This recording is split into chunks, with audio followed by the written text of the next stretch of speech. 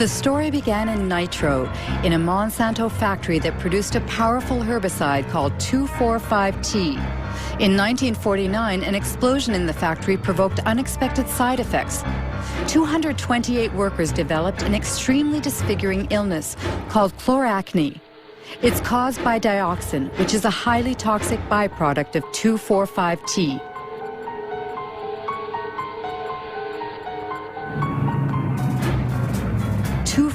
T was the main ingredient in Agent Orange, the defoliant used by the U.S. Army during the Vietnam War. During the war, 40 million liters of Agent Orange, containing 400 kilograms of pure dioxin, were sprayed on trees in southern Vietnam. 3 million people were contaminated, including thousands of American soldiers. Even some 40 years after the end of the war, dioxin continues to claim more victims. We know today that this poison provokes cancer and serious genetic malfunctions.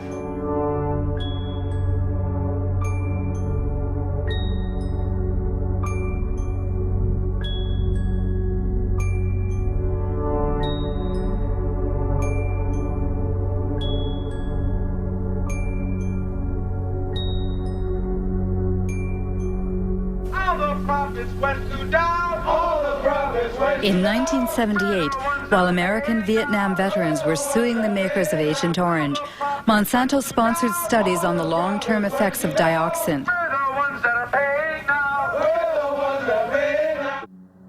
The company paid scientists to compare the health of workers who had been exposed during the Nitro plant's accident 30 years prior to the health of non-exposed workers.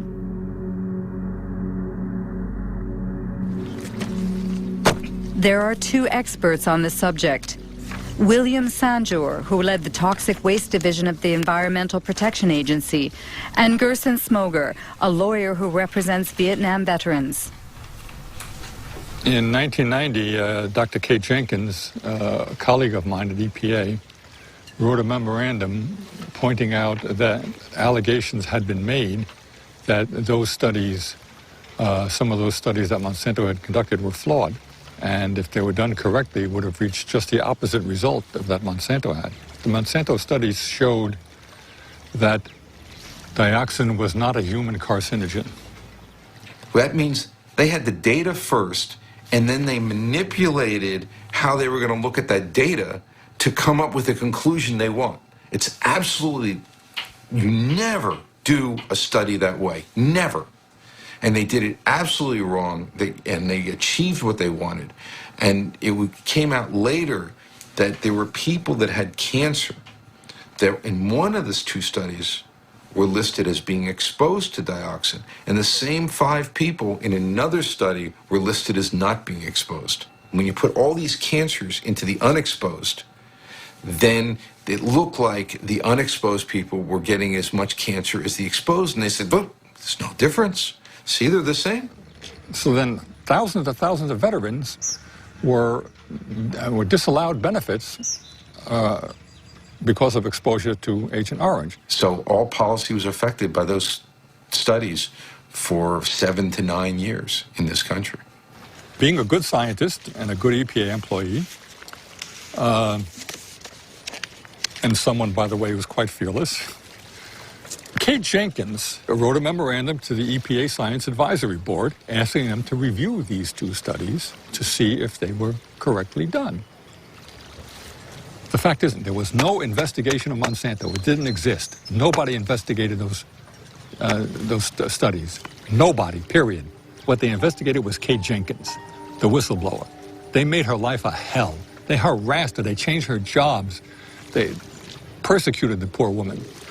If you think of Monsanto today, they are telling that their GMOs, for instance, are sound and safe. Do you trust the company? I wouldn't believe a word that company says, nothing. I might trust some independent source who investigated their claims, depending on who that independent source was and how good they are and how independent they are. Precisely. In order to prove the safety of Roundup-Ready soybeans, Monsanto carried out a study which was published in 1996 in a well-respected scientific journal.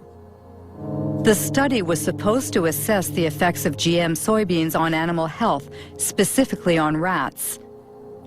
This study was thoroughly reviewed by both a Danish scientist, now deceased, and the Norwegian specialist Ian Prime.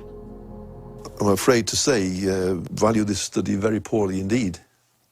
It's very disappointing, very disappointing. Especially because this paper sort of served as a basis for the whole principle of substantial equivalence.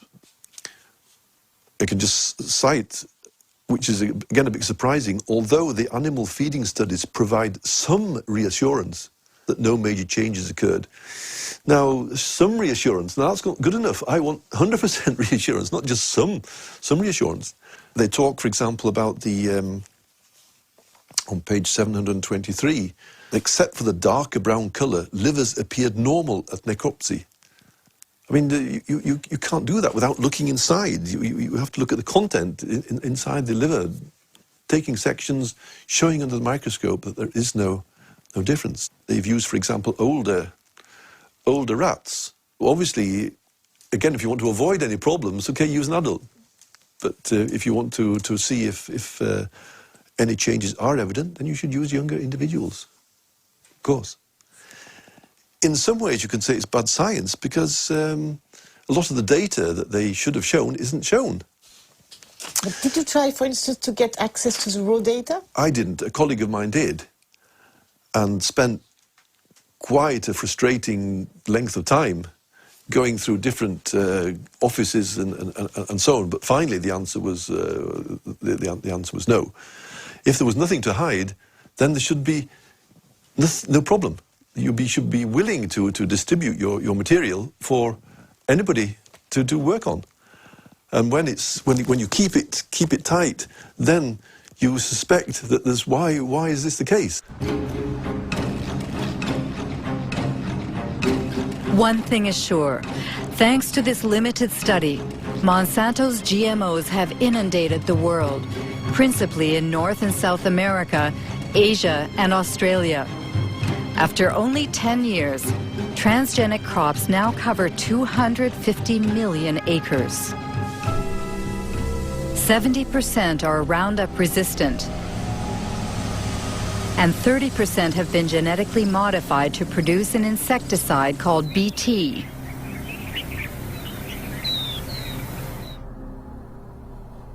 Since 2001, the company has published a yearly document titled The Pledge Report, a kind of ethics statement in which Monsanto tries to justify its business practices. At the heart of the opposition to GMOs is the subject of patents. This is what Monsanto calls their intellectual property, which are supposed to protect their investment. In North America, every farmer who buys bioengineered seeds must sign a technology agreement in which the farmer promises to respect the company's patent on the modified gene. Biotech crops are protected by U.S. patent law. And so I may not in any way save seed to replant the following year. It's something that is a protection for Monsanto, for biotech companies, because they literally invest millions and millions of dollars to produce this new technology. And how can Monsanto know that someone, for instance, replant harvested seeds?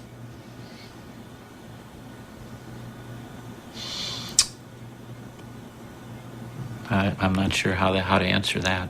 No, how they would know if someone replanted seed. That's a good question for Monsanto. The question is so touchy that Monsanto prefers to circumvent it by making glorious promises.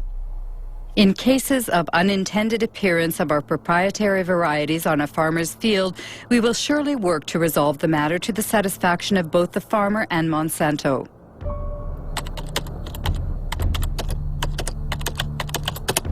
The reality seems much less idyllic. The Center for Food Safety in Washington, D.C.